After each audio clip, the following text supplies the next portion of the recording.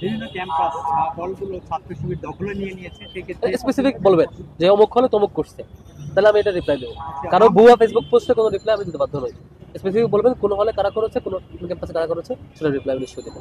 কেউ ফেসবুকে ক্যাম্পেইন করবে আর সেটা রিপ্লাই এবং সেটাকে অভিযোগ বলে ধরে দেবো, সেটা অভিযোগের কোনো ইয়ার মধ্যে পড়ে। এটা হচ্ছে প্রপাগান্ডা। আমাকে সাক্ষাৎকার দিয়েছে কোন সংগঠন বলেছে?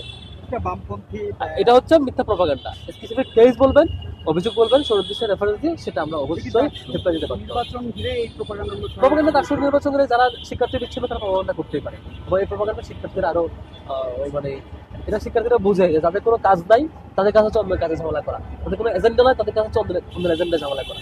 আপনি প্রবলেম থাকলে, ফল্ট থাকলে, কোনো ভুল করে থাকলে সেটা শুধরায় যায়, কিন্তু এজেন্ডাবাজি করা যাবে না। কেউ মব তৈরি করছে, শিক্ষার্থীরা দেখছে মব কারা তৈরি করে, শিক্ষার্থীরা দেখেছে কারা সুস্পষ্ট বিচারিক হত্যাকাণ্ডকে বৈধতা দিচ্ছে, শিক্ষার্থীরা দেখেছে কারা পুরনো সেই যারা বাকশাল কায়েম করছে আবার শাহবাগী ফেসিবাদী কায়েম করছে, আবার শিক্ষার্থীরা দেখেছে কারা ৭১কে মুজিববাদী ফরম্যাটে উপস্থাপন করতে চায়। আমাদের গৌরবোজ্জ্বল অধ্যায় যে ৭১ মুক্তিযুদ্ধ, মহান মুক্তিযুদ্ধ, সেটিকে কারা মুজিববাদী এবং হাসিনাবাদী ফরম্যাটে নিতে চায়, এবং দিল্লির আধিপত্যবাদী প্রজেক্ট মুদিবাদী সিন্ড্রোমের বহিঃপ্রকাশ তারা ঘটায়, সেটা শিক্ষার্থীরা দেখেছে। এটা যারা করেছে তারাই শিক্ষার্থীদের কাছে উন্মোচিত হয়েছে বলে আমি বিশ্বাস করি। Thank you.